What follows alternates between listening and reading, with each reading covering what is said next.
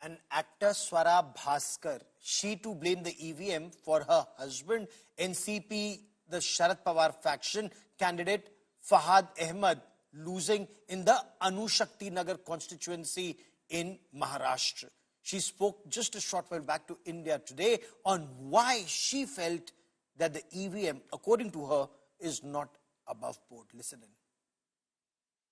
Swara Bhasker is alleging that in the seat that her husband was fighting in Anushakti Nagar, where he's lost to Sana Malik, the allegation is that there was some tampering with the EVMs or the EVMs weren't working well. Swara Bhasker is now live with us. She was at a counting center just a moment ago when we connected. So Swara, can you explain the reasons behind you leveling this very serious charge? Yeah, so we, as I think was reported in the media as well, and was on the Election Commission website, that Fahad has been leading in almost every round except maybe round 3 and 4 or 4 and 5. Barring that, he was leading right up to the 16th round. And even in the rounds where the margin of lead was reducing, the number of votes that both Sanaji and Fahad were getting were like about the same. From the 17th, in the last 3 rounds, which is 17, 18, and 19, this is not my allegation, Rahul.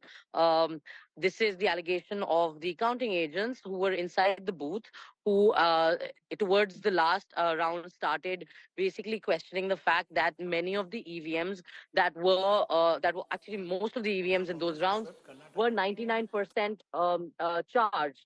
And and the question that they raised was that how can EVMs that have been used throughout the day on the day of polling be 99% charged? Like, how can they have barely been used?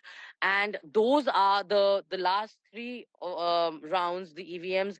Those are the places where the pattern is quite unusual, right? So, I mean, you're an analyst. So, where there is a pattern of a steady lead, and even where the lead is dropping or reducing, the number of votes polled for both candidates are almost the same. How can in the last 3 rounds suddenly, there be such a huge jump? So then, and then the EVM be 99% charged. So those were the two sort of things that they found fishy, the counting agents. And now I think that they have made a demand and an application for a recounting and a matching of VVPAT slips to the machines that have allegedly been.